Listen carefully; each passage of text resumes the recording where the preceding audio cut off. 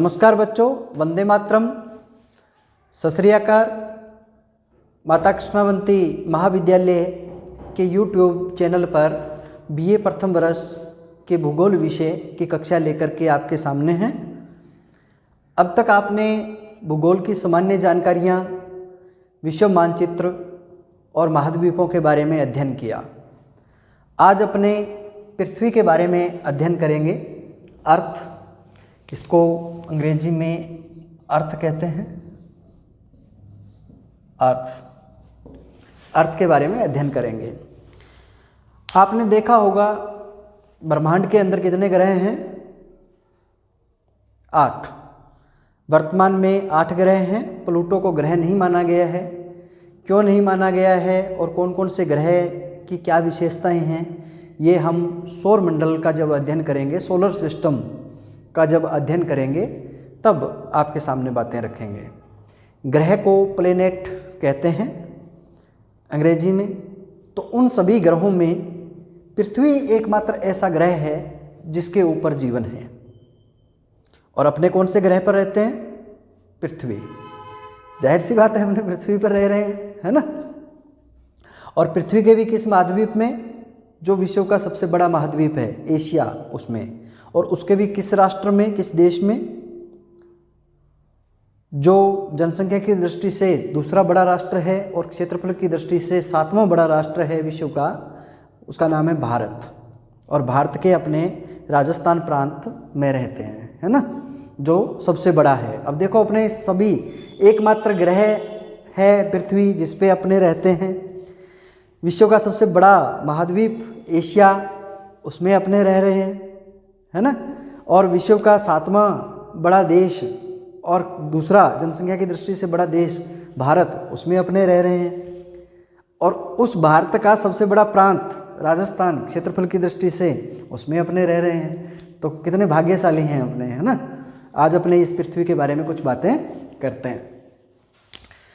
पृथ्वी के बारे में बात करने से पहले मैं आपको पृथ्वी का गोला लगा कर के दिखाता हूँ, जिसमें अपने कुछ सामान्य बातें करेंगे। कुछ सामान्य बातें करेंगे इससे संबंधित। ये पृथ्वी है। आपने देखा होगा, ये बिल्कुल केंद्र है। इस केंद्र बिंदु से ये जो त्रिज्या है, इसकी लंबाई है, त्रिज्या जो आती है केंद्र बिंदु से, इसकी लंबाई है 371 किलोमीटर। वो 700 मेरे कोई और चीज़ दिमाग में चढ़ी हुई है। 6371 किलोमीटर ये त्रिज्या है।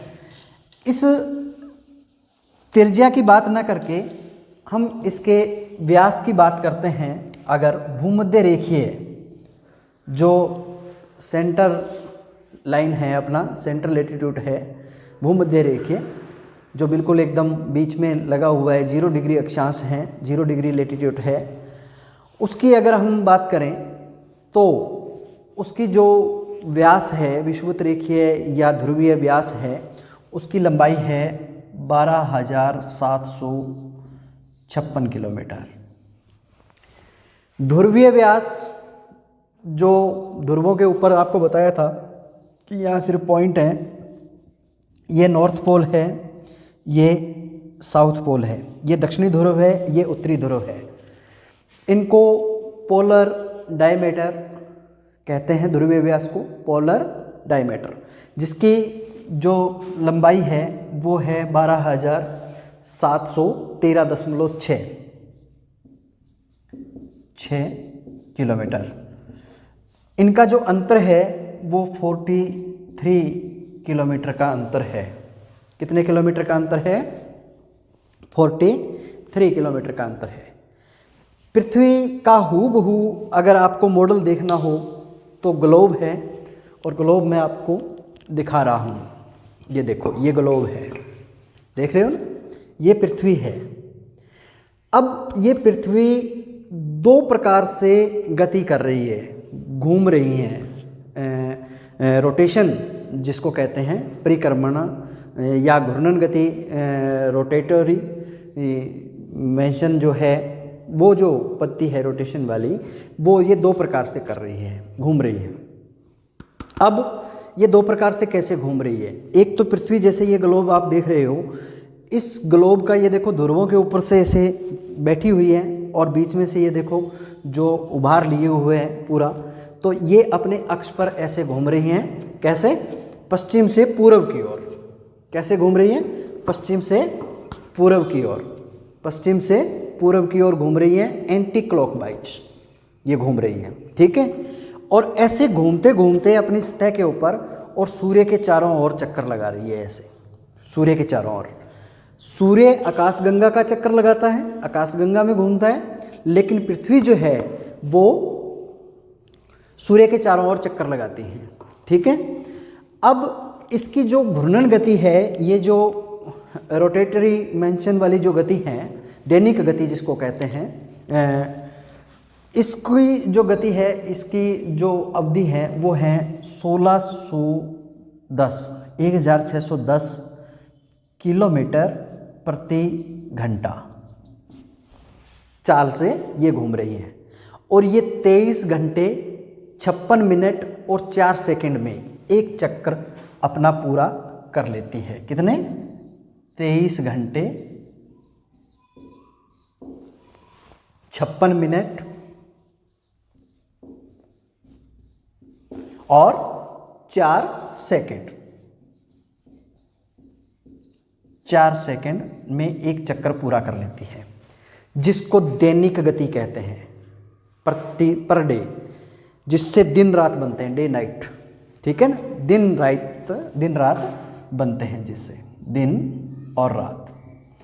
अब जैसे अब ये ग्लोब है, इसको पृथ्वी है, और यहाँ कोई बल्ब जल रहा है जिसके प्रकाश इसके ऊपर गिर रहा है। जिस भाग के ऊपर प्रकाश गिर रहा है सूर्य का, उस भाग में दिन है, और जो इसके पीछे आ गया ये भाग, यहाँ रात है। अब जैसे यूँ घूम रहा है, तो ये अगर प्रकाश के सामने है अफ्रीका महाद्वीप और ये क्षेत्र, तो यहाँ दिन है, और इसके पीछे जो ये आ गया भाग, संयुक्त राज्य अमेरिका और ये वाला भाग आ गया, इसमें रात है।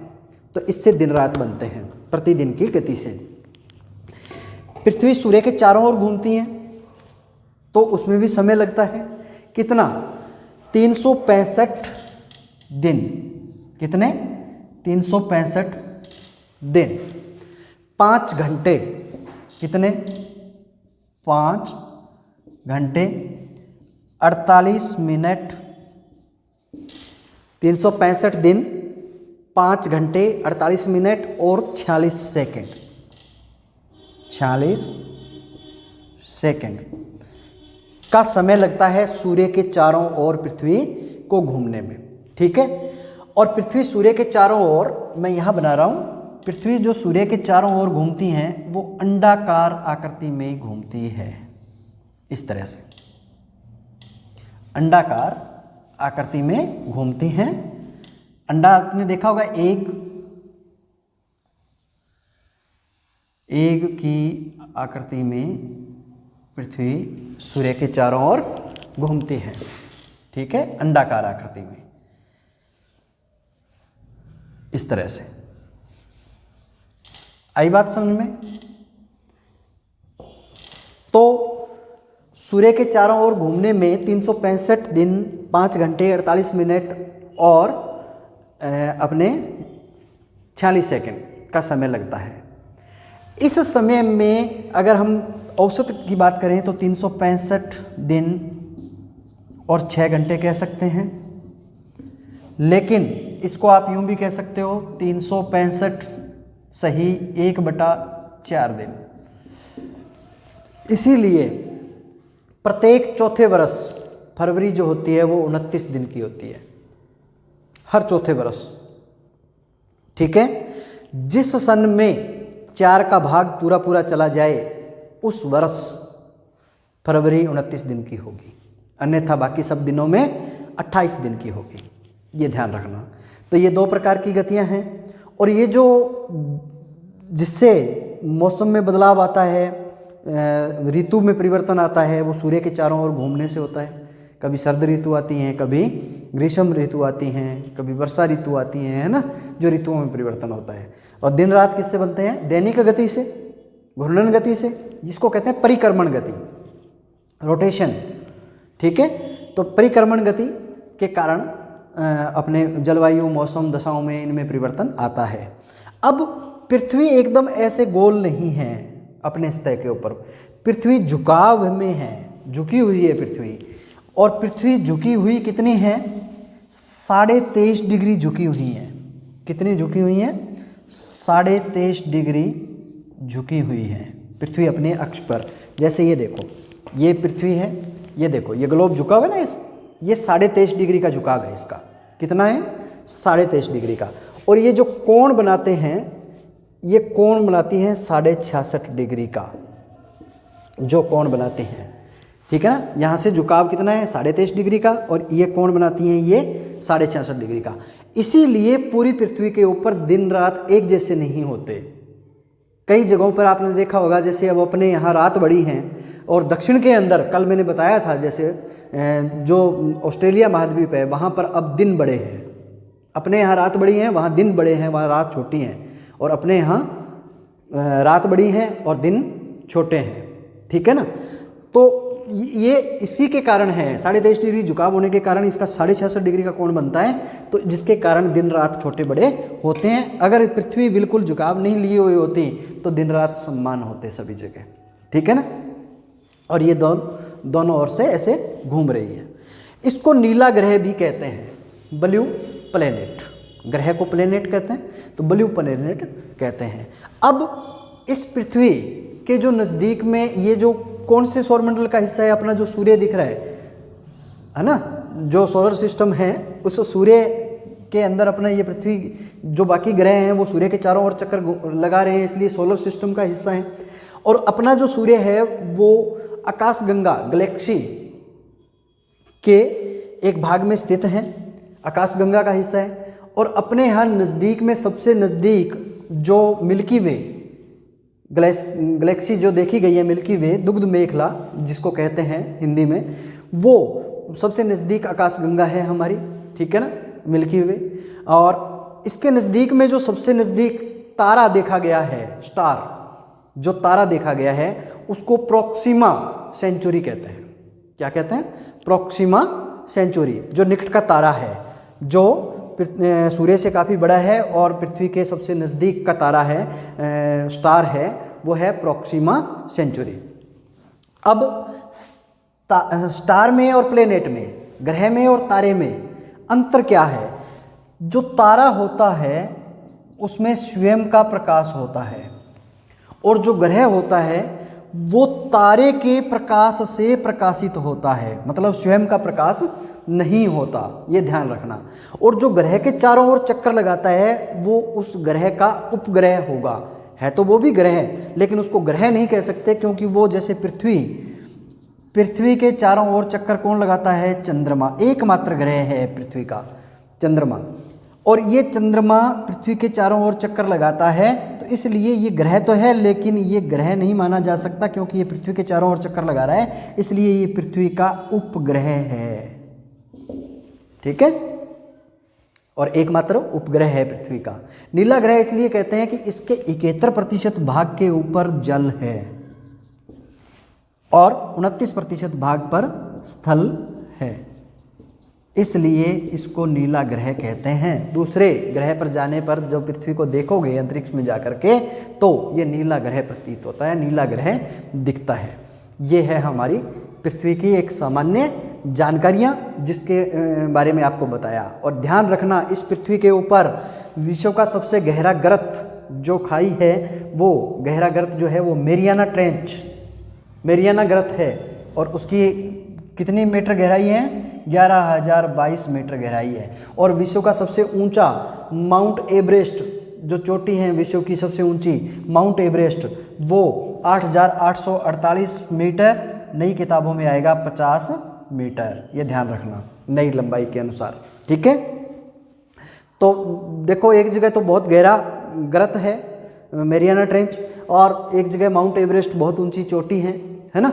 तो इस प्रकार से ये पूरी पृथ्वी अपनी ब्रह्मांड में अपना स्वच्छंद अपने आप में अकेले में विचरण करनी है। अपनी कक्षा के अंदर ये घूम रही है, रोटेशन के अंदर है, लगातार ये घूम रही हैं। तो इस प्रकार से ये सारी पृथ्वी के बारे में अपने सामान्य जानकारियाँ हैं। अब अपने अगली कक्षा में सोलर सिस्टम के बारे में आपके फिजिकल ज्योग्राफी, भौतिक भूगोल की फर्स्ट यूनिट, प्रथम इकाई का पहला टॉपिक शुरू करेंगे, सौरमंडल। ठीक है, अगली नेक्स्ट कक्षा के अंदर। तब तक आप इन सामान्य जानकारियों को अच्छे से अपनी नोटबुक के अंदर लिख करके रखिएगा और विश्व का मानचित्र बनाना सीख लीजिएगा। Thank you.